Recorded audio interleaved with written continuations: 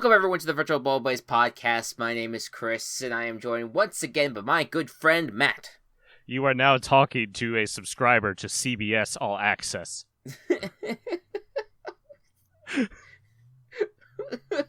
Why is this such why do I have such dishonor to be talking to a subscriber? Well, to because Hulu only carries seasons 1 through 34 of Survivor. Right. So I had to get CBS All Access to do 35 through 40. Right.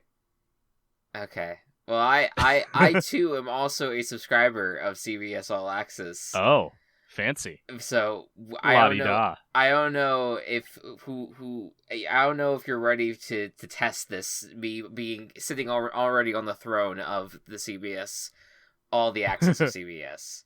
All right. Correct. So I got Big Brother under my wing for years. Been watching those live feeds. All right, we're trying to binge Big Brother in our home every once in a while. We've even upgraded to a commercial-free plan recently. So I also got the commercial-free plan because once I'm done watching Survivor, I'm just gonna end it. So I decided to just pay up. Hey, yeah, you know that that works out. We are not sponsored by CBS All Access. Well, we are talking about enough where they deserve to pay. They need to pay us now after bringing them up for about a minute and a half here of Virtual Ball Boys. So, there you go. Anyways, welcome everyone to the the Divisional Round. Podcast of the 2020 NFL season. It was a super wild card weekend. I wanted to ask you, Matt, what was, just for having 3 games on each day, what was your reaction to it all? Having that much football? Well, I didn't watch much of the ends of either of the 2 night games. Okay. Mostly just because I thought I thought the outcome was clear for both of them pretty early on, so I was just like, I'm gonna go to bed. Fair enough. But it was interesting, just like jam packed with a lot of different teams. I think that it made the AFC more interesting, and it made the NFC worse. Okay. In this particular year. Okay, interesting take. I would say I was a little. I was okay with it. I felt like some of what I enjoyed about having Wild Card Weekend, some of the anticipation was sucked out of it a little bit. I felt like, because I feel like during when it's Wild Card Weekend, or when it was the original Wild Card Weekend, the kickoff would be at 4:30. For on Saturday.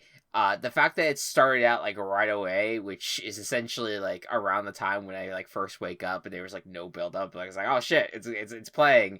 I mean, it does cut it out of like the waiting time of like of having a game being played, but it also was just like, oh, all right, we're already here, we're already in it.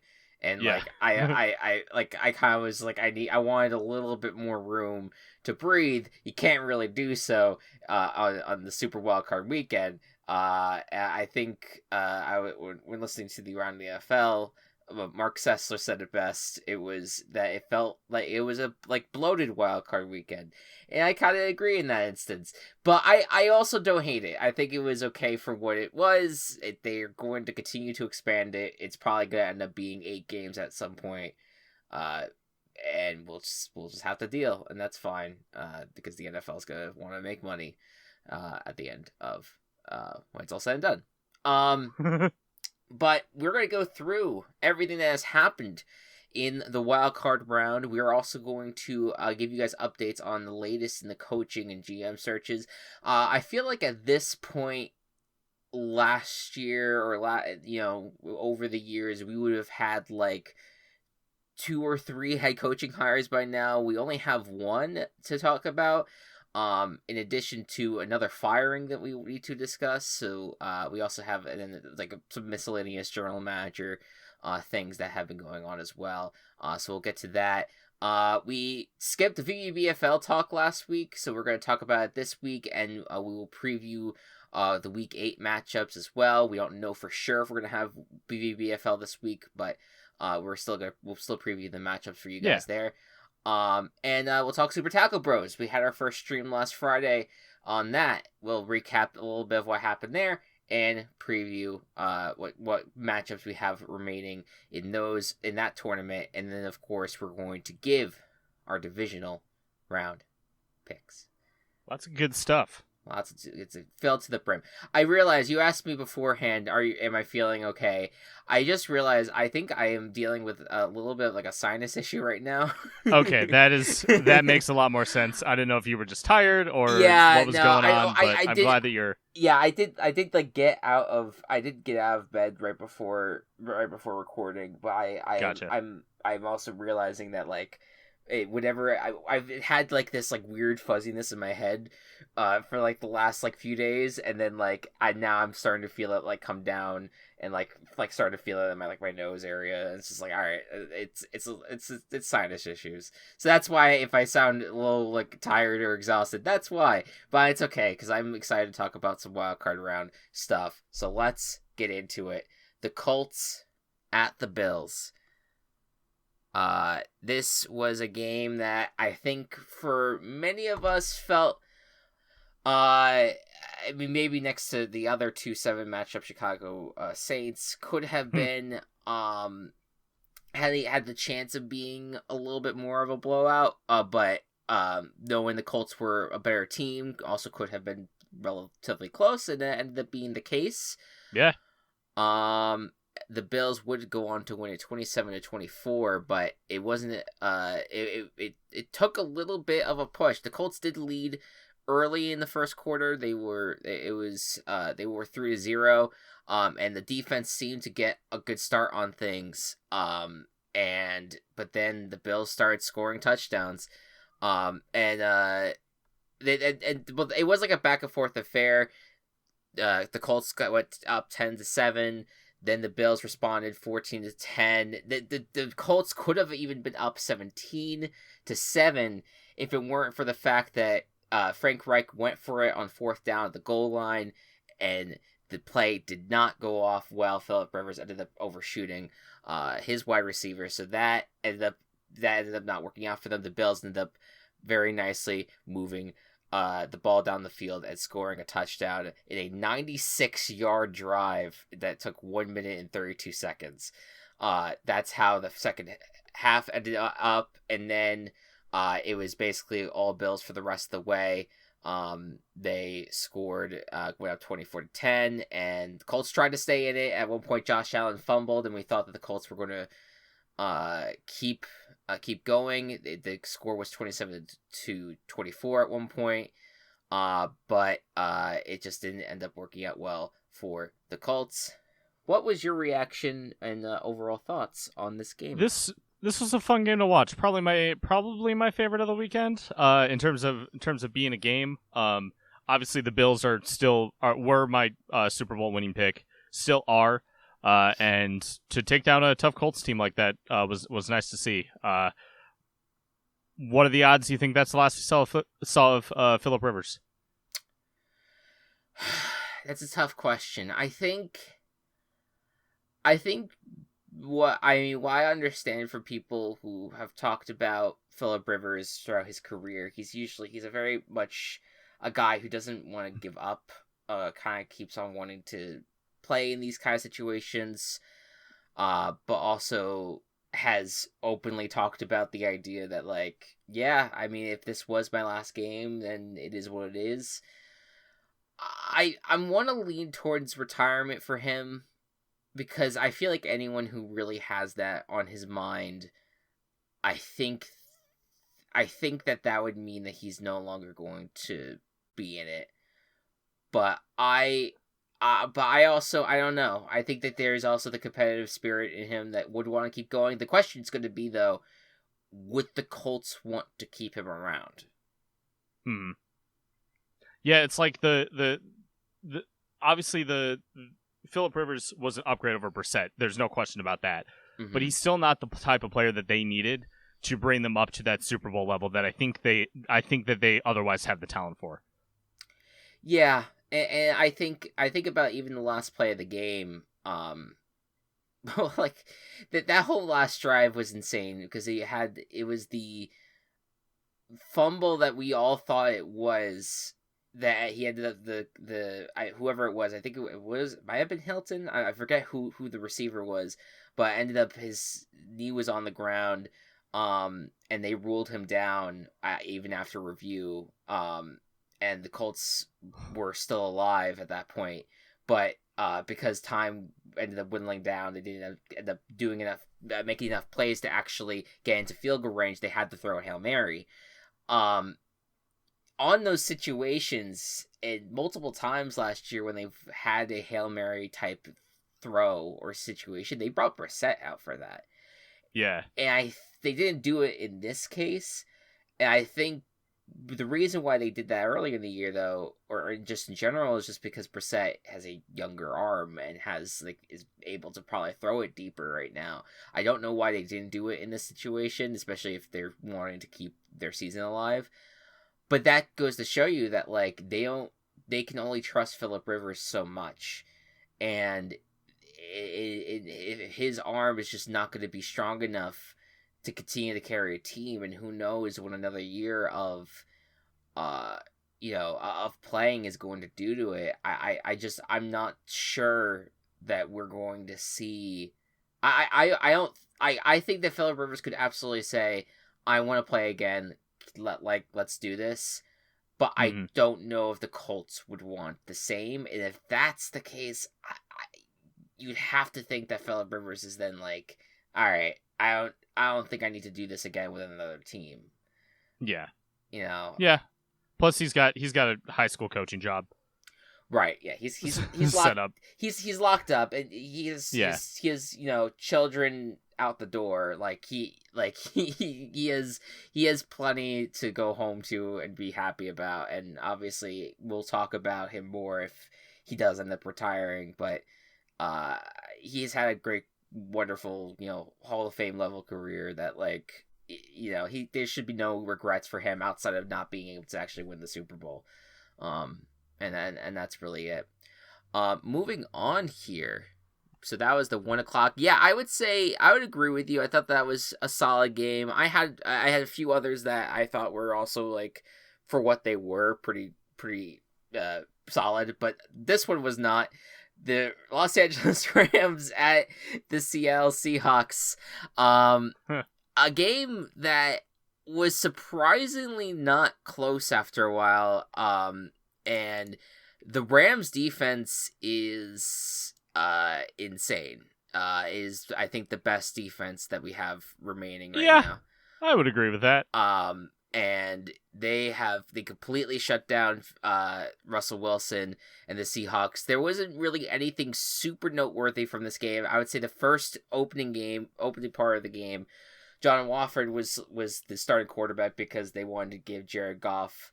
They put Jared Goff in the backup's position because he was dealing with the thumb injury still, but that didn't matter because unfortunately Wofford got injured.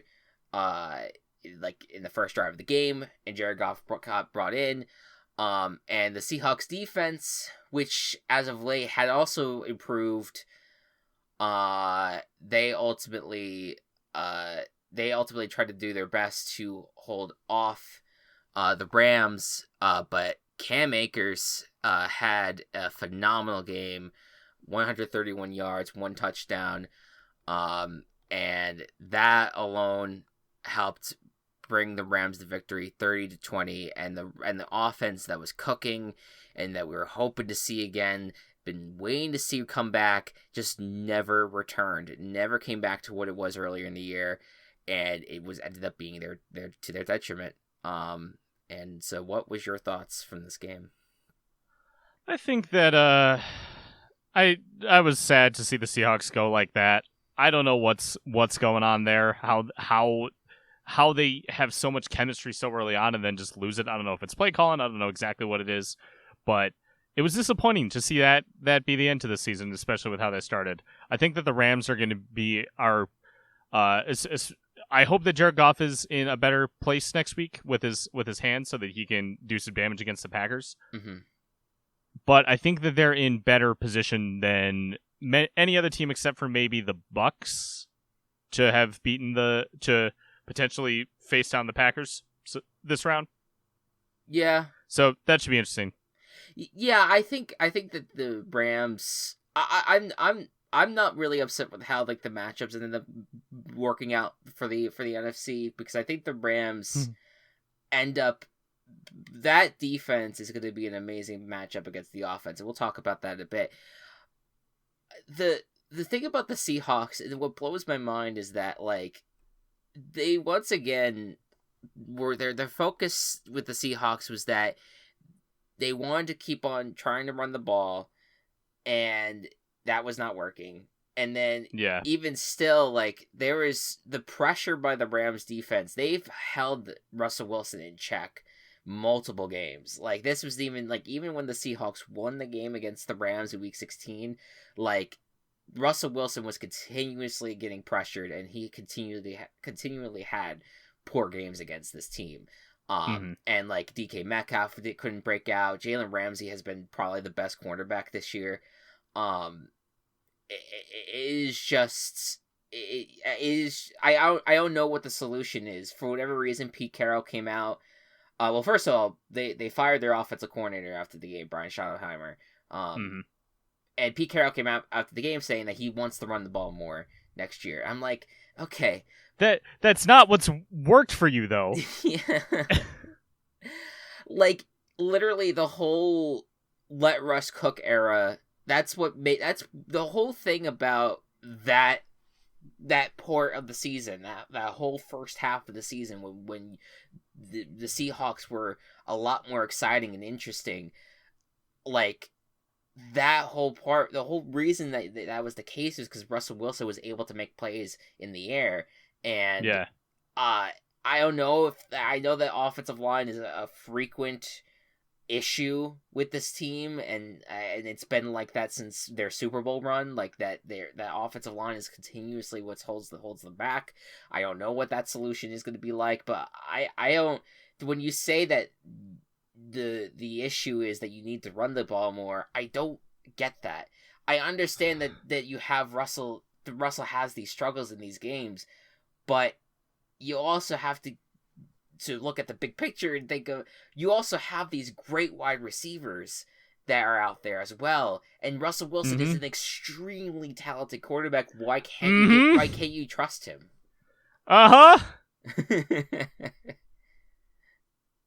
So, I don't know. Yeah. It's Seahawks are a little bit of a interesting situation. We'll see what their offensive coordinator hire is going to be. But that they're fading into the offseason, and we'll see what happens from there. All right, next up, the primetime game on Saturday, the Tampa Bay Buccaneers at the Washington Football Team. This was known as the Taylor Heineke game in some regards, despite the fact that Washington did not end up going on to win the game. That he threw for 306 yards and one touchdown, one interception. And like the offense like played relatively well, but the thing about this game that was special was that Tom Brady, 381 yards, 2 touchdowns, 104.3 quarterback rating. Like, for a 43-year-old quarterback, he continues to just be outstanding, and that's why we have now that was the main reason why they went on to win 31-23 in an offensive heavy game. What was initially expected to be more of a defensive game. What was your reaction to what you saw of it? I think that I was surprised at how well Taylor Heineke played, but they were the Washington football team was just so outclassed. Mm-hmm. In every regard. I was really hoping that the Seahawks would win, partially so I could see this Bucs team take on the Packers, but that's not what happened. And this isn't the game that we're talking about. Right. Yeah, I don't have a ton of notes on the game overall. Yeah, well, I will say about well, it was funny watching in real time. Everyone was like, "Oh my god, this random kid, Taylor Heineke, like he's doing an amazing job." And then in real time, fucking Milkshake Duck comes out and reveals his ugly head, as we've discovered like all these like super toxic pro-Trump tweets. Oh, I didn't know that part. Yeah. Shit. That happened in real time, and it was fucking hilarious to watch my left-leaning NFL analysts like all of a sudden be like, oh no, oh no, as they were like cheering on the guy. But even regardless that, like, I think the big, you're right in the sense of that the Tampa Bay, I think, definitely took it offensively on this Washington defense that had been playing very well.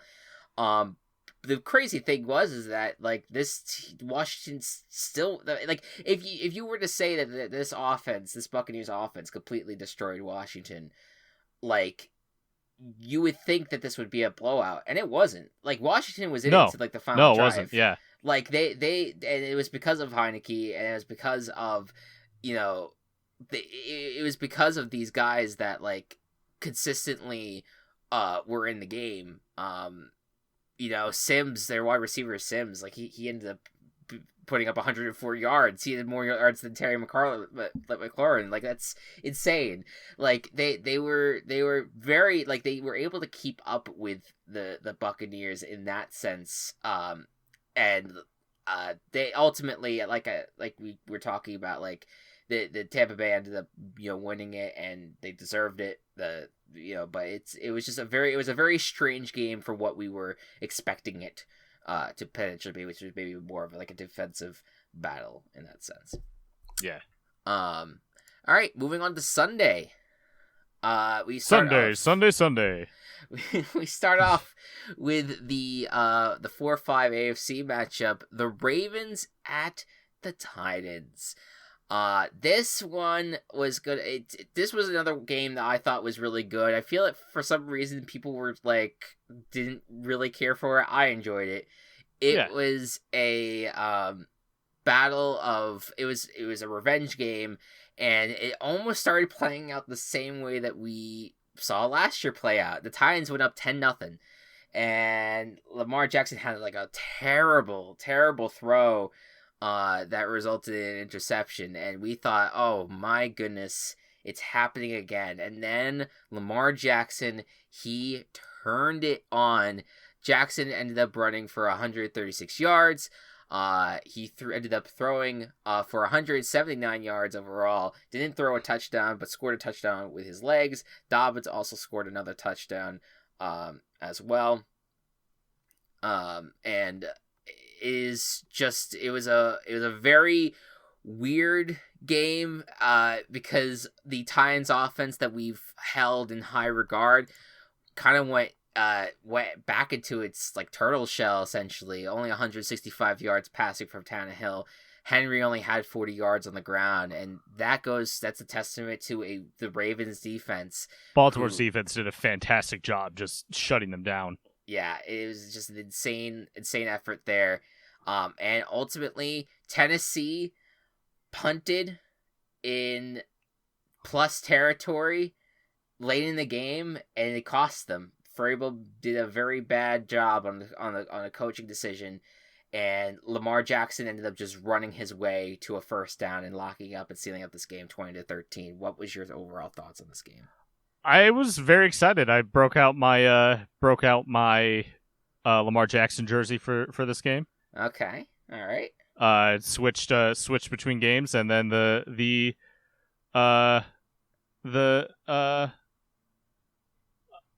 result I wanted was happened in the end. Sorry, I'm having trouble doing words tonight. Yeah, that's all good. No, I enjoyed the game overall. Obviously, the Ravens winning, good for Lamar Jackson. Fucking sucks that they're playing the Bills though. Like, I want to root for all four teams currently in the AFC. And I know they all can't make it to the AFC Championship, but Ravens Bills specifically being the divisional matchup really bumps me out. Yeah, no, it's a close game. That's gonna be a tough one to watch. I think about from the Titans' perspective, I was rooting for the Ravens too because I felt like the Ravens coming into this game were a more complete team at the moment. Where I felt like the Titans were their defense was just not very good. I will say, I mean, to hold the Ravens offense to 20 points though is still impressive. To have gone up 10-0 and hold off the Ravens for at least the first quarter was impressive. They did not really get a lot in the air, which was impressive considering the Titans defense, especially the secondary, had not been good. The funny thing was that Malcolm Butler was the one that got the interception on Lamar Jackson. Now it's his first postseason interception since the Super Bowl one. Yeah, so it was weird. Like, again, it was like this game and the Bucks football team game ended up switching places, where a game we thought could have been a lot more offensive heavy, maybe a little bit more of a shootout, ended up being a very defensive outing. And the Ravens defense and Titans defense can pat themselves on the back for a good point of view, but yeah, the offense falling short, and now Arthur Smith getting a whole bunch of head coaching interviews. It's just not a good way you want to end the season for the Titans, and so I feel for them on that sense. Totally. Next up, all right, this is the big one. Take it away, Matt. So the Bears, they started out not too bad. They had a couple fun trick plays, and one that if Javon Wims doesn't drop that touchdown, then everything is different about the game. But then the rest of the game happened, and the Bears couldn't do shit. Lots of 3-and-outs. The Saints were dominant. The Saints are the number 2 seed for a reason. They were able to do things to the Bears defense because the Bears defense, whenever they play the Saints, can't see like Taysom Hill come in and know what Taysom Hill is going to do, even though he does the same thing every time. I mean, just to talk about the game for a moment, I think that the interesting element of it is that the Bills, the Bears, I meant to say, the Bears, they once again got to a point where they just couldn't get a lot of anything going on offense, with the exception of that one major play. And then I just think, I know I just said like the Rams are pretty much the best defense remaining, but the Saints defense has also been phenomenal all year. And I think as much as we want to go after the Bears and be like, oh my god, they're entering this they're re-entering their incompetent phase of their offense, I do think the Saints defense deserves some credit for being able to hold off a lot of what the Bears were trying to do. And I think I'm a little worried about the Saints offense a bit. I know the Bears defense is very good. But I feel like they need another week of really getting back into a rhythm, and that might happen in the divisional round for them. But I don't think this was like a terrible beating for the Bears. I think there was a as much of an effort that they could have put out. So I hope that at the very least you could be somewhat proud of the Bears in that sense. But what I wanted to ask you was, what is the future of the organization for you, knowing that the head coach and GM are returning for another year? I don't know, because we're in a win now situation, but unless we like totally move things around, it's just fucking impossible to do this. Mm-hmm.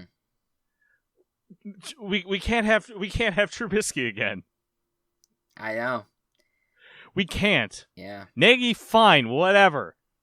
If the fucking Watson if I wake up at one point in the next few months and I get the notification on my phone that we traded for Deshaun Watson, I will be elated.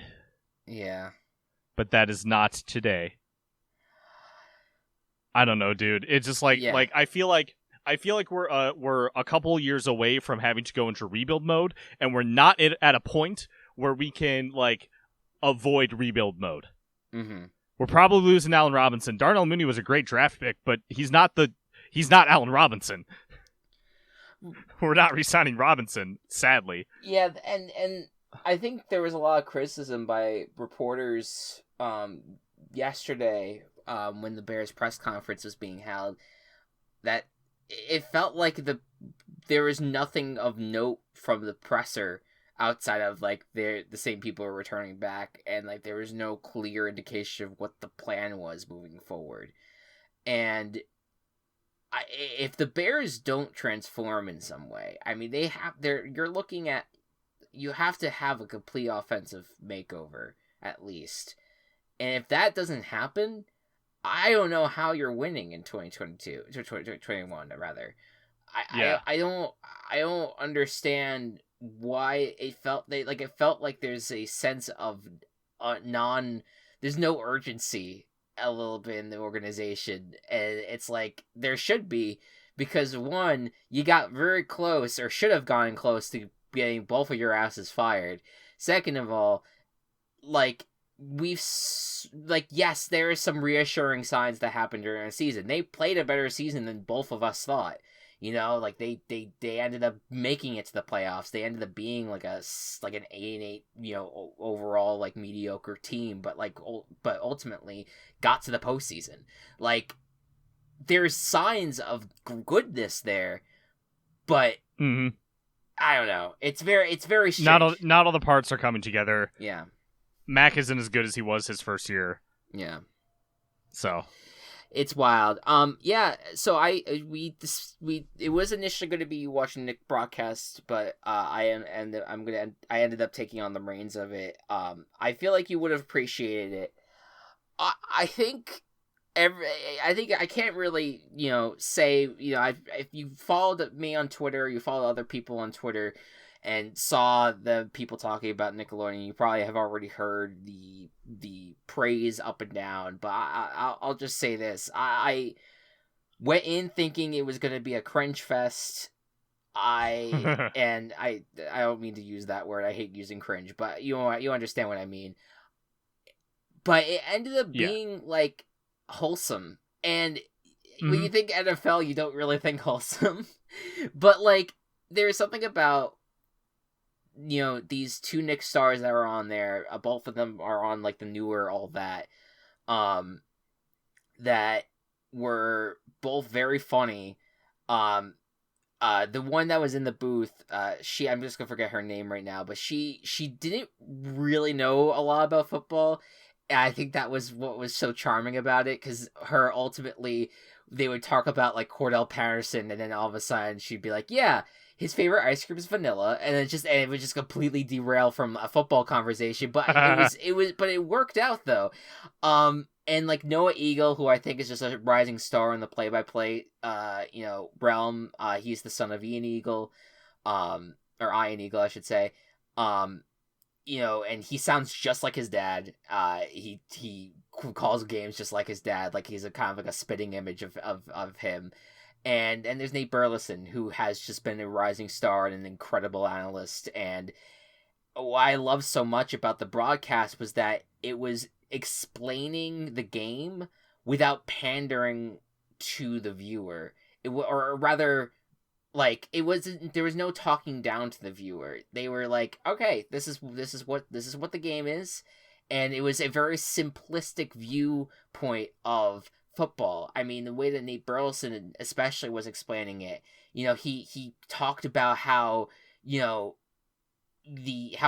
each drive down the field, you know, like each drive is or each time you're trying to get to a first down, it's like a homework assignment. You have like and each time you get over the first down line, it's like you've completed that homework assignment. It's time for the next homework assignment, and then ultimately, you know, getting the touchdowns, like passing the test and getting the grade.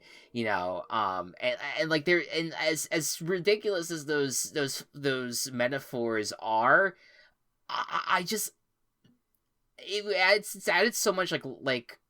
It added an extra layer of like, okay, this is you can explain football to people in the most simplest terms. You can talk to kids about this game that is thought to be very complex, where in the most simplest terms possible, and there is just this level of, there's levity and just this fun energy that was infused into the broadcast, people having like all the broadcasters having a lot of fun, and it just reminded me that, like, we are, and I think Connor Orr of Sports Illustrated wrote a great article on it, like, we spend so much time taking football and taking sports so seriously, and we really, like, overanalyze things and really, like, crack down on the people that are having a lot of fun, and instead try to be like, oh no, this is serious business, this is a business.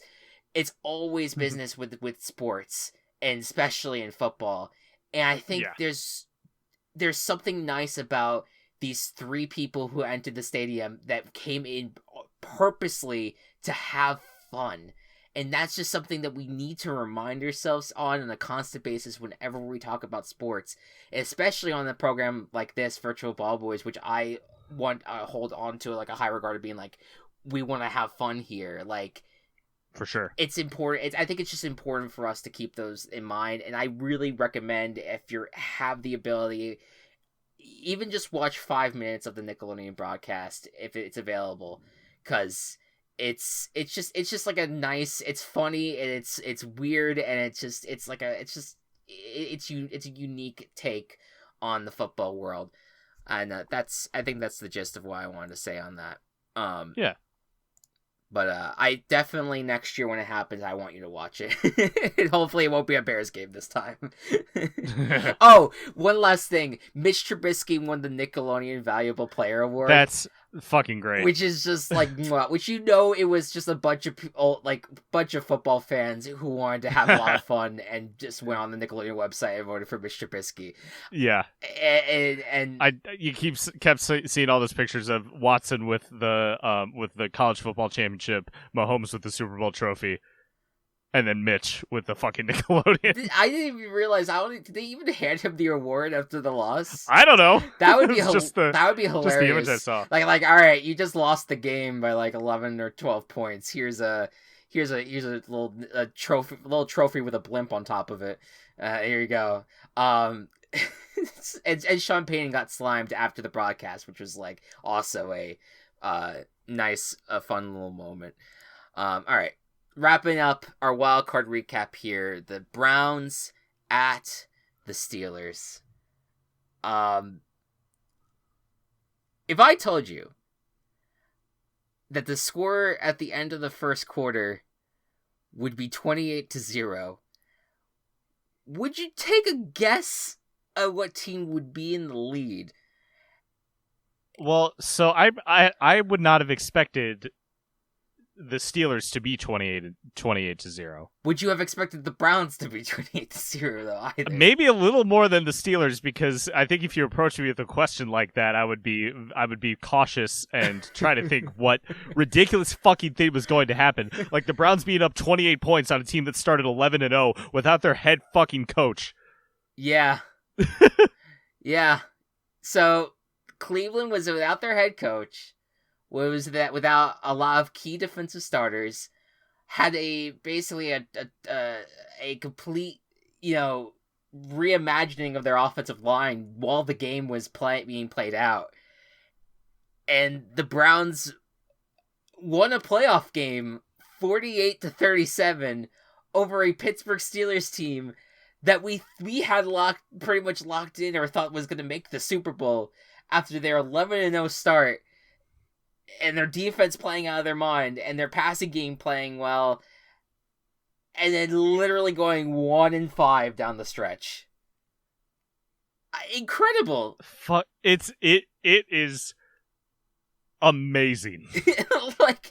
The Jets, the Jets had the story of the 0-16 season. It turned out to be the Jaguars story this whole time. The Jaguars just fucked it up week 1. Right. But the Steelers had such a that just big 11-0 Like, we started 11-0. We are dominating. We're going to get the first seed. It's going to be fantastic. I think the Steelers' story is sadder than the Jets and Jaguars combined. I can't retort that. And they made the playoffs. Yeah. I mean, the first 4 drives for the Steelers: a fumble, an interception, a punt, and an interception. Both interceptions led to a touchdown. The fumble was a fumble into the end zone for a touchdown, all for the Browns. The Browns and the Browns had one normal drive of 6 plays, 65 yards, and a touchdown. That was all in the first quarter. Now, I will say, yes, because of the results, this was one of my favorite games of the wildcard weekend, but it was also one of my favorite games, and you said that you went to bed early on this one? I did. Okay, because you missed out on the stress level of all of us watching as we were like, the Browns are gonna blow this. This is gonna be the worst blow. This is gonna be the best comeback since Super Bowl 51, or like gonna be like the Houston Oilers game. Like we thought that this 35-10 game, that was it by the half, that the Steelers were gonna come back on it. And at one point it was 55-23. And the Browns punted at the end of the third quarter, and literally everyone was like on the edge of their seat. And then I think it was in the beginning of the fourth quarter that Mike Tomlin was in plus territory. Yeah, so they were at the Pittsburgh 46. They were basically right there, and it was a 4th and 1. And they could have just gone for it. I mean, it was 35-23. You're down 2 scores. And Mike Tomlin instead puts out the punt unit and tries to pull the defense off sides, and then punts it anyway. And that leads to a Nick Chubb run in for a touchdown, and that sealed the game away. They once the Cleveland Browns were up 42, the Steelers couldn't come back. This team, the Steelers, like, as close as the game felt at some point, because the Steelers ended up outscoring the Browns in the second half. Like, the Browns and Steelers were never a 1-score game. It was only a 1-score game in the very beginning when they had the fumble at the start. But the moment that the Browns went up 14-0, it was a 2-score game throughout the rest of the game, with like added on scores here and there. Right. But 48-37 without their fucking head coach, without all their defensive players, with an offensive line that was made out of mush. And Baker Mayfield had one of his best games of his life. Nick Chubb and Kareem Hunt ran the ball as there was no tomorrow. And I'm stunned. I'm stunned by this whole fucking result. Amazing. Do you think Big Ben plays next year? I don't know. I think he does. Yeah. Because he's not... I still feel like he's got more in him than Phillip Rivers, which is not a sentence that makes sense to say. Well, I get what you're saying, though. Yeah. And I feel like the Steelers are more committed to him as well. God, I thought that this year was fucky with quarterbacks. Next year's going to be fuckier. Depends on how many free agents move around, but I mean, there was a shot at the end of the game when Big Ben it was way after the game was over. When I say way over, it went way after. It was kind of like maybe like 15 minutes after the final whistle. But Big Ben was just sitting alone on the bench. No one else was there, and he was just staring into space. And it was a very interesting shot, and you had to think like there was something going through his mind, and that he was thinking like, man, like, is this the end? Is this the end? I don't know. I feel like he's had a lot of injuries as of late that I would imagine that it could be like, I'm sick of being hurt and I'm ready to move on. I don't know. So that's another big question. And same with the Steelers have one of the worst cap situations in the league. So that team's going to look completely different by this time next year. Like this team, this was their shot. And who knows what's going to happen in 2021. Like we'll have to see. All right, real quick, we got some coaching news to get to. When we last talked to you, Doug Peterson was employed. We're now talking to you now, and he's not. Doug Peterson has been fired by the Philadelphia Eagles. The decision was made after Jeffrey Lurie reportedly was not a fan of what Doug Peterson brought to the table in terms of what the future he had mapped out. And Ian Rappaport of NFL Network reported that Doug Peterson was sick of having to listen to some of the bosses there. Our guess is that was Howie Roseman he was referring to as a general manager. And ultimately, this decision was made that Doug Peterson, who after winning a Super Bowl only 3 years ago, is no longer the head coach, and Howie Roseman is going to be moving on to yet another head coaching candidate. What was your thoughts on this move? I was a little bit surprised. It's God, I don't know how to deal with this entire Eagles situation. Like, did Peterson just fuck up the Week 17 that badly? Maybe that was part of it. Maybe he's just not who he used to be, or doesn't have the talent that he used to be, which is definitely part of that as well. Whole team is consistently injured, and okay, you know what? I just made my point for me. The whole team has been consistently injured, and that's not just this team is unlucky problem. That is a fundamental problem with the organization. 100%. Washington was the same way for many years. Yep. Where just if all your players are getting injured, doesn't matter what you do. You need to change the way that you are doing things to get your players like not fucking injured. Mm-hmm. Jalen Reagor, remember him? Drafted in the first round. Who was he? I forget, because he didn't play much this year. Because he didn't play. Yeah. And even like we knew a lot about CeeDee Lamb. We knew a lot about Henry Ruggs. We knew a decent bit about Jerry Jeudy, although the Broncos weren't that good. And then fucking Justin Jefferson goes off. Brandon Ayuk has a pretty solid rookie season. Who the fuck is this Reagor guy? Yeah, we didn't know. We didn't get just to know. So, yeah, get a new coaching system in so you can actually play games. Mm-hmm. Yeah, I think there was one analyst that I saw was like, this is because of the Week 17 decision making, and I, as someone who has talked about last week, where I felt like that this whole Week 17 outrage was ridiculous. I don't think that was the case. I still don't think it was the case. Now I think based off of the reporting, I feel like this was bound to happen. This felt like an eruption that has been brewing throughout the entire season, and it felt like the team was souring on Doug Peterson, or even just vice versa.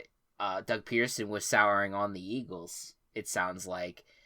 And this, I kind of looked at it from a perspective of wins, like, man, he was in the playoffs for 3 of his seasons. He made he went to the Super Bowl in 2017.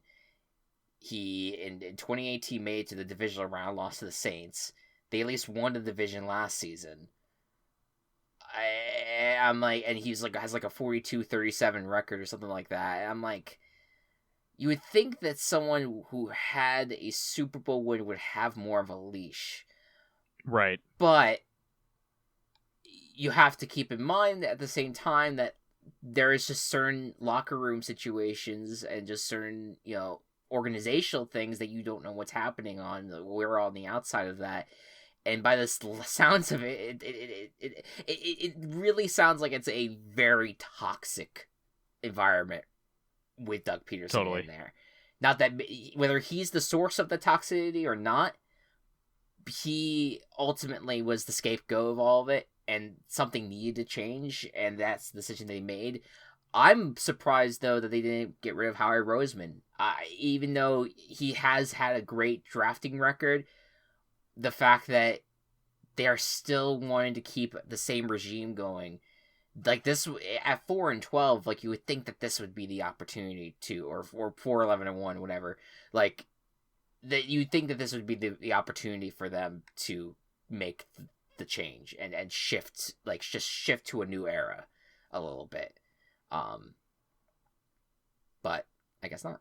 And who knows what the fuck the Carson Wentz situation is going to be like. If they fired Doug Peterson because they wanted to protect Carson Wentz, they can go fuck themselves, the whole Eagles organization. That would be hilarious. Like, they could go fuck themselves. Like, that's why Howie Roseman would deserve to be fired at 100%. Yeah. If that's the reason. Because then, like, Jeffrey Lurie is not, according to reports, he's not ready to have Jalen Hurts be the starter yet. Okay. But Carson Wentz sucked this year. And you're protecting him still only because you gave him a massive contract that is impossible to get rid of. That's the only reason you're protecting him. And if that's the only reason you got rid of Doug Peterson, like, for a quarterback that you may not even have on the roster after 2022, let alone maybe potentially this year, like, yeah, oh god, that is insane. But that's that with the Eagles. Then the other big coaching story that broke right before we hit record. Urban Meyer, the former Ohio State head coach, is now an NFL head coach for the Jacksonville Jaguars. This move comes after he had been retired since at the end of 2018. After that season was filled with a little bit of scandal, with the fact that he supposedly had knowledge about one of his coaching staff members abusing his wife, and ultimately being suspended for the first three games, I should say, of the season. But is a coach that has had a very successful college reign, having coached Bowling Green team to a bowl game, and won championships with Florida, won championships with Ohio State. Had been out of the game, had been working as a Fox college football analyst, and now is leaving the mic behind, coaching the Jacksonville Jaguars. Who, baby? What is your thoughts on this one? I need to know as an Illinois grad. Yeah. So I had the honor of when I was at Illinois my senior year, we went to the Illinois game at Ohio State, and I had the honor of listening to this man speak. Mm. And Ohio is a dangerous place. Yeah. Like, literally just like people just like fucking walking by us, like us in our fucking band uniforms going, "We hate you." Okay, yeah. I am not exaggerating. Yeah, well, hey, I mean, I get it, you know. And then we went into something called the Skull Session. Which is where the whole Ohio, it's in their fucking basketball arena or whatever, maybe, or volleyball, one of the two. And there's like a little pregame concert. Ohio State's band played, we played. Urban and the team came in, they spoke, and then they left. Wait, so they invited pretty much it. They invited the Illinois band into the session? Yeah, I mean, it was like we're the visiting band. They do that with every visiting band. Oh, that's interesting. Okay. Yeah, a little bit because they're okay. I will say, band super hospitable, great hosts, lovely people. They're good. Okay, that's good. Script Ohio is overrated, and I will die on that hill. Okay, but Script Ohio is overrated and wasn't even created by Ohio State. It was created by Michigan. So marching band, solid people. Football team, maybe not so much. Yeah, fuck the football team. But like Urban Meyer, good coach. Yeah. I do want to bring up a Tom Fornelli tweet when Urban Meyer was the coach at Florida, he lost 15 games in his career. Jacksonville lost 15, he lost 15 games in his career at Florida. Jacksonville lost 15 games this season.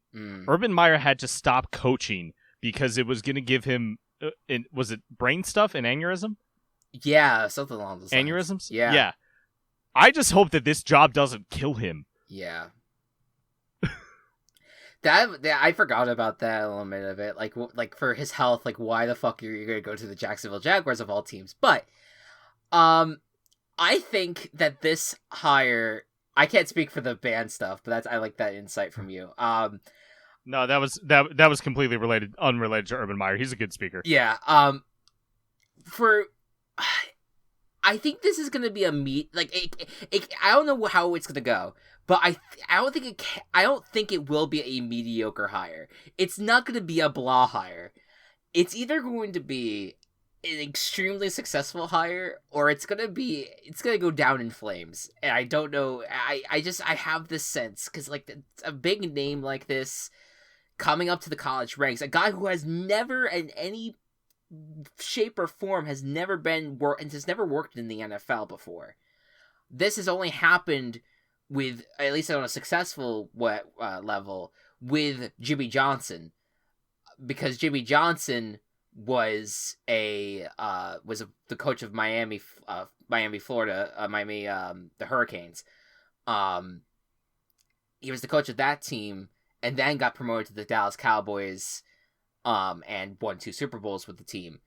So it's a very interesting transition from the college game to the NFL game. It's a lot more difficult to win the NFL level. So yeah, you don't get to be in Ohio State with the squishy rest of the Big Ten. That you can use as your little punching bag. Now you're on the fucking Jacksonville Jaguars. You gotta deal with Derrick Henry twice a year at least. But you have James Robinson, you have Laviska Shenault. You are probably gonna draft Trevor Lawrence. You have some young defensive stars that could work out for you. I mean, I think they still have 2 first-round draft picks, if I'm not mistaken, for this year. Yeah. I could be wrong.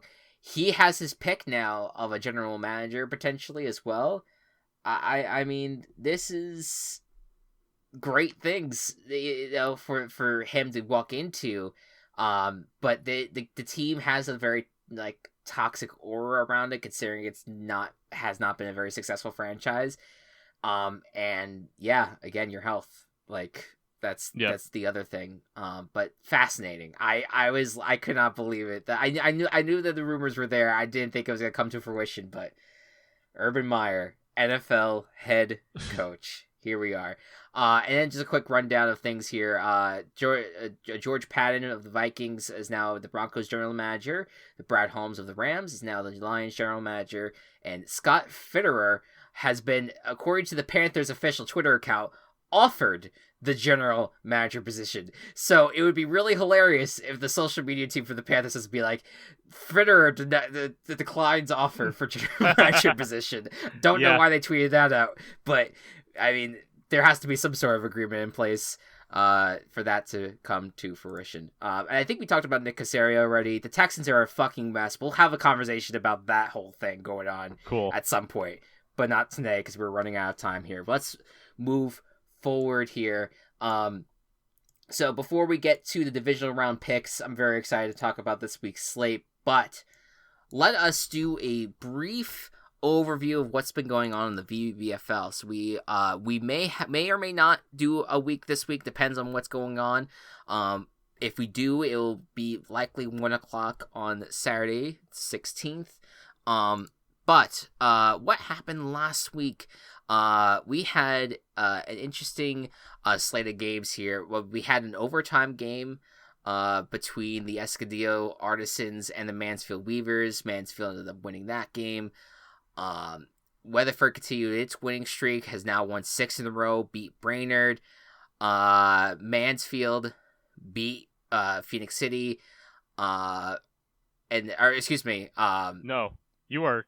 Where am I? Okay. I don't think you're looking at the right week. I'm sorry. I'm like, I looked at I was looking around a lot of different places there. So Mansfield and Escondido had the overtime. Thank you for highlighting it for me. Weatherford beat Perth Amboy. That was the big game. That was the primetime game. Weatherford's now on a 6-game winning streak, and Perth Amboy has fallen to 4-3. So Perth Amboy losing this also dropped out of first place. Yeah, they're in third place now. Mansfield and East Chicago are sitting tied on top, with East Chicago having the tiebreaker over Mansfield right now. East Chicago took care of Anaconda this week, and then Brainerd Paladins won their game. They're moved up to 3-4, and they beat Phoenix City, who's sitting at 1-6. So cool. As things stand, Weatherford is on top, 6-1. East Chicago's 5-2. And if you want to listen to our scenarios and stuff, we would do a general big recap. We just don't have the time for it this week, but we will do we could do a bigger recap for it. We'll see if we could do it next week for week 8. If we do week 8 this Saturday, again, stay tuned on our Twitter. We'll let you know. And now week 8. Let's see. So we have Weatherford facing Anaconda. Okay. We have top versus the bottom of the division. Basically, we have East Chicago facing Phoenix City. So again, top versus bottom. Top versus bottom. So it's really the mid matchups that are going to be interesting here. Perth Amboy versus Mansfield. I would say if there's any primetime game of sorts, I would say it's probably gonna be Perth Amboy versus Mansfield. I agree with that. And then there's a 3-4 matchup between Escondido Artisans and the Brainerd Paladins is also on the table. So, just stay tuned for more news on that. Then the Super Tackle Bros live stream was a lot of fun last week. We sat around, really just just chatted, had a good old time while we watched these matchups play out. We sat through 6 games for about 2 hours. And ultimately, I want you to take a guess of how well we predicted the wild card weekend with the Super Tackle Bros, Matt. Give me what's the record that you might have in mind here? Was it 3? Did we do 3-3? You're saying that's the record? That's your prediction for the record? Yeah. We went 1-5. Oh, fun! So literally the only one that we got right. I mean, and this was all it's all throwaway shit. None of it really was on point. Analysis or anything like that. But Falco beat Fox, and that was Poe versus T-Rack. So Ravens moved on, but no one else did. The Steelers mascot moved on. The Bears mascot moved on. The Colts moved on. The Seahawks moved on, and the Washington football team all won their respective matchups. And so that's for all you sad, those sad fans out there that lost in the wild card weekend this past week. You got Super Tackle Bros here to continue your football journey through and through. So that's fun. Yoshi is going to be taking on Wolf next week. That's the Colts and Chiefs. Then We Fit Trainer will take on King DDD, which is the Washington football team versus the Seahawks. Then Staley the Bear, Banjo-Kazooie will face Staley. It's a weird spelled name. I don't know how to even. No, because it used to be the Detroit Staleys. Let me find or the Decatur Staleys, not Detroit. Right. Let me find out the.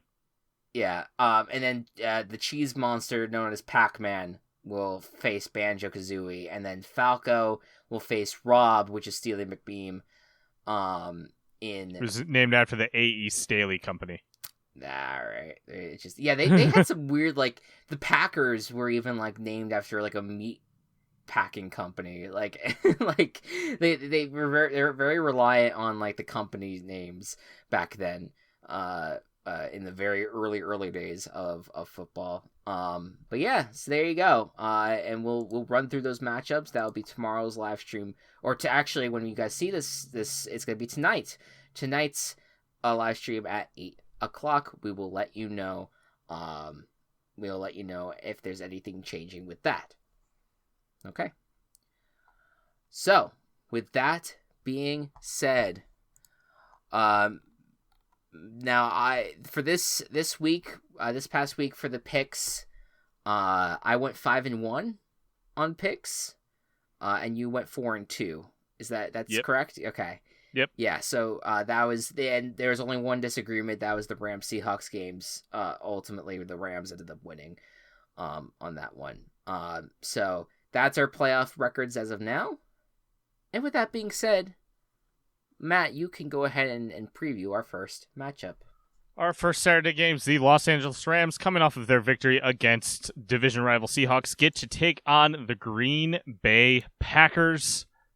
Green Bay, of course, the first overall seed in the NFC. They get a bit of rest. Los Angeles kind of shut down the Seahawks, but we'll see how Jared Goff can do with his current injury.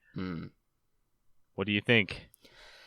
Yeah, this was actually a lot tougher than I would have expected, because I really was thinking about this one. I feel like the Rams defense, I think, can go toe to toe with this Packers offense. I wouldn't be surprised if after a week off, if the Packers end up being a little rusty on an offensive perspective. In fact, I believe the Buccaneers blowout game was after the Packers came off a bye. So that, to me, I think the Rams might have a little bit of something there where they could end up doing well. I just don't love the Rams offense, and I think that's why I'm going to stick with the Packers for this one. Yeah, I'm going to stick with the Packers too. I want to see the defense give Aaron some trouble, but I don't think it's going to be enough to change the overall outcome of the game. So I'm going to go with the Packers as well, as much as it chagrins me. You have to... I don't think chagrin is a verb. I'll give you credit for it, and I think ultimately that you got at least the NFC Championship game if the Packers move on. I think that would be your opportunity to maybe like, all right, I'm picking against the Packers here, but this one. Oh, believe me, I am. No matter who it is, no matter what, in the other game, I'm picking against the Packers. No matter what, yeah. You already know this for next week. There you go. Yeah, you're just spoiling it, and people are not even going to listen. It's fine. Why would I want this team in the Super Bowl? Next up, the Ravens at the Bills, a matchup between the best quarterbacks of the 2018 NFL Draft, Lamar Jackson and Josh Allen. And the Ravens are coming off of the big win against the Titans. The Bills coming off the big win against the Colts. They face the AFC South. They brush it aside, and now they face each other. What do you think's going to happen here? I hate that these two teams are facing this round. I really wanted this to be the AFC Championship game, but that's not how this works. And the Ravens and Bills got to face each other. And although the Ravens did a really good job stopping the Titans, I'm not sure if they're going to be able to do the same to stop the Bills and Josh Allen. It's pretty hard. Yeah. But I have to still go with my Super Bowl pick, I think, and go with the Bills here. Yeah. We make these Super Bowl picks at the beginning of the playoffs, and I feel like it's like, oh, you have to like lock in there and stick with it. We don't necessarily have to, but I just have a bad feeling about this game for the Bills, and I don't know why. I feel like the Bills defense might end up having trouble stopping Lamar Jackson, and I feel like that the Ravens defense has played so well as of late that I think they can go into Buffalo and stop the Bills. So I'm going to defer, even though the Bills are in the... I do have them as my AFC champion, but for the moment, I'm going to pick the Ravens and hope that the Bills make it out of the clear in this game. This is a weird turning point for the two of us. It is. It 100% is. But I again, like I said, the Bills are my favorite team that's left. I like a lot of the teams that are remaining in the playoffs here, but I I think this is just, it's gonna make, if the Bills lose this game, it will make them losing feel like, it'll make me feel a little bit better because it's like, okay, well, at least I picked the Ravens. Like, at least I predicted their demise versus like not seeing it coming necessarily. All right, next up on Sunday we have the Cleveland Browns versus the Kansas City Chiefs. Cleveland coming off of their show-stopping win against the Steelers, and Kansas City getting that rest. They have Mahomes. They have a really good team, but they've played a lot of games close lately. Do you think there's any hint towards Cleveland here? Well, I think the connection. I usually like making the connections, the storyline connections between the quarterbacks, like the Rams-Packers game is like the battle between University of California quarterbacks, and then you had the 2018 connection with Lamar Jackson, Josh Allen. This one, right. Baker Mayfield and Patrick Mahomes had that famous shootout in college when it was Texas Tech versus Oklahoma, and it was an absolute crazy affair. And if I'm the Browns, that's my key to win, because the Browns, what they need to do is basically do what they did against the Steelers, which is, quick passes out, make sure that, the offensive line needs to step up and protect Baker Mayfield, and they're going to have a lot of their offensive linemen back for this game, and they're going to have a lot of defensive players back as well. They have to force turnovers and then move the ball down the field via the running game, use the running game a big time. And that's the key. I think they could I think they could stay in this game. I just think the Chiefs, I can't pick against Mahomes right now. Not after the first game, not after a bye. I feel like Andy Reid is so good after a bye, and I'm sticking with the Chiefs in this one. I'm going to throw caution to the wind and select the Browns because I want to see two franchises that have been shat on for so long both being the AFC Championship. I love it. Go for it. I love it. And who cares? Let's see some chaos. Let's live up to our production name. Yeah, there you go. I just like cracked my knee or something and now it really hurts. What the fuck just happened? All right, a little too much chaos. Too much chaos. Go back. Go back. Get back. Put the knee back into place. All right. All right. Next up, the Tampa Bay Buccaneers at the New Orleans Saints.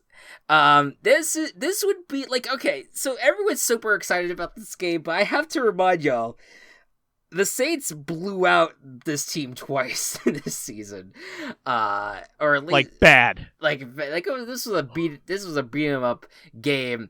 That being said, though, the Buccaneers have been playing lights out on the offensive side of the ball, and the Saints offense has not played as great as of late.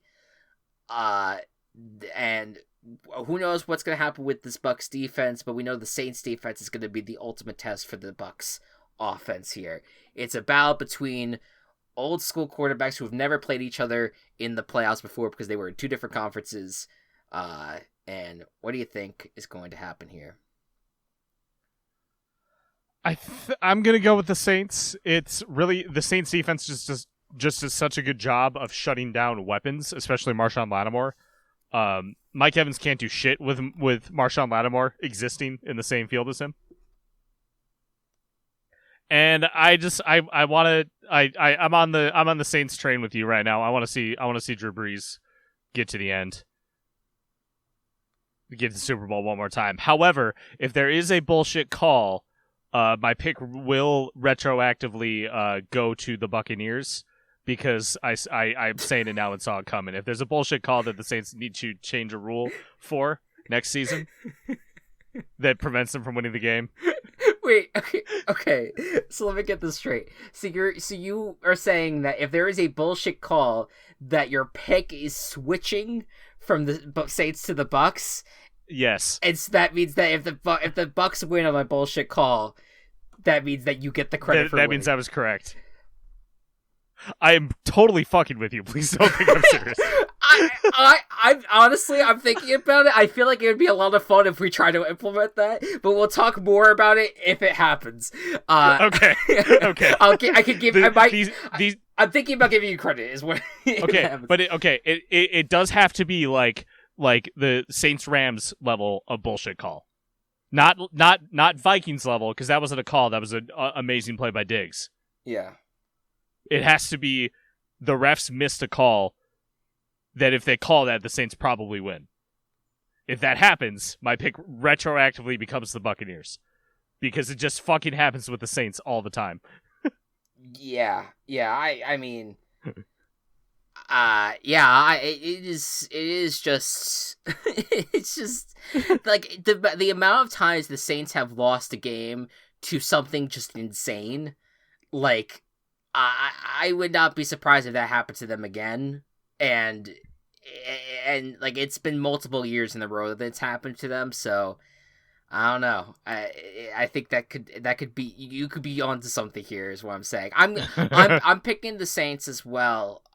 Here I was initially thinking about picking the Bucks, but the more I just think about it, I don't trust the Bucks defense a whole ton right now. They've been great all year, but they didn't really play well last week.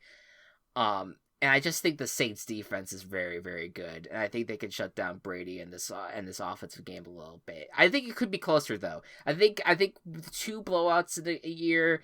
If it happens a third time, I wouldn't be stunned, but I feel like it will be tougher to do a third time. I think the Bucks might be onto something for this game.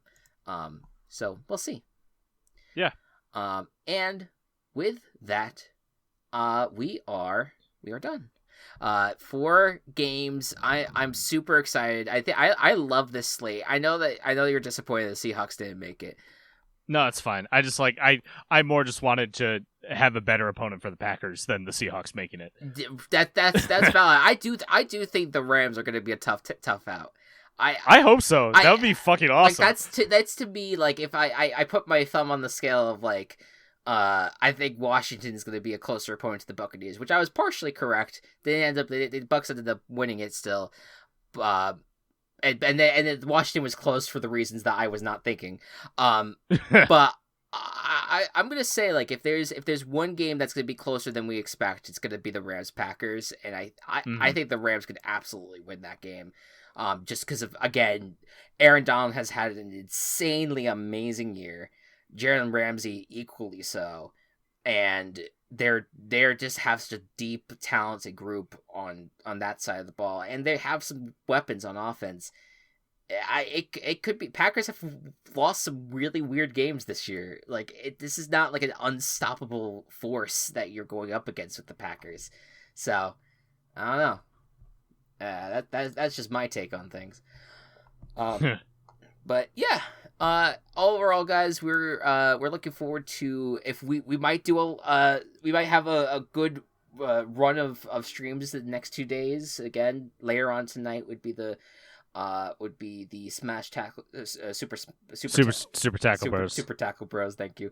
I think this, like, whatever sinus thing I got going on is, like, infusing into my brain. I'm kind of there with you. And then after that, if we do a stream on Saturday, 1:00, Virtual Ball Boys, week 8, we're really rounding the corner on that season, and I'm super excited. Yeah, only 3 left. Super excited to get the playoffs underway on that front. It's gonna be a very interesting weekend. I hope you all are doing well. It's been a very rough week, and rough past week, and it's been probably gonna be another rough week or 2. But we all just gotta hang in there together. Everything will be all good, or as good as they can be, and we're gonna be here throughout the way as much as possible. Any final parting thoughts, Matt? I don't know. Brush your teeth twice. 2 minutes. Yeah, 2 minutes. When you wash your hands, sing happy birthday. Watch some Survivor. That's a fun show. I feel like you talk a lot of Survivor on here. Like I feel like it would make me it'd be funny if just now some listeners just like, oh no way, he watches Survivor, like he just no idea. Completely like not. I'm just like I mentioned on the Doc of Shame that we recorded that hasn't gone out yet. Yeah. That I was playing a Survivor game, got voted out the other day. Final Tribal Council is going to be going on over the next couple days. But Sunday is when it ends, and I will be significantly less stressed because this game is fucking terrible. I'm never playing one of these again. Yeah, just that all the things that Troy Zan wanted you to do, you're gonna break his heart. Yeah, you're gonna break his heart. I'm sorry that I am bad at lying to people. I don't like breaking legitimate social connections that I have with folks. Yeah. Oh man, some Midwestern just came out there. What, saying folks? The way there's the little bit like the way that the way the words kind of came together, it sounded very like northern. Northern? Yeah. I don't have an accent though, like a noticeable accent. You know what? It's not Midwestern. It sounded like a little Canadian. Okay. A little Canadian. All right. I can see where you got it from, but Midwestern people, and especially like Illinois people, have some of the flattest accents. Sure. Such little inflection to things. Yeah. Yeah, that's valid. That's valid. Where I hear either your mom or Walsh's mom, and it's a whole different fucking world. Heavy New York accents. Yeah, we were just a bustling metropolis over here. Anyways, yeah, thank you so much for listening, and we hope you enjoy Divisional Round weekend, and we will see you next week. Good night and good ball. You're such an idiot. Virtual Ball Boys has been brought to you by Team Chaos Productions. Find us on Twitter at Virtual Ball Boys and find more of our work at Team Chaos Pods.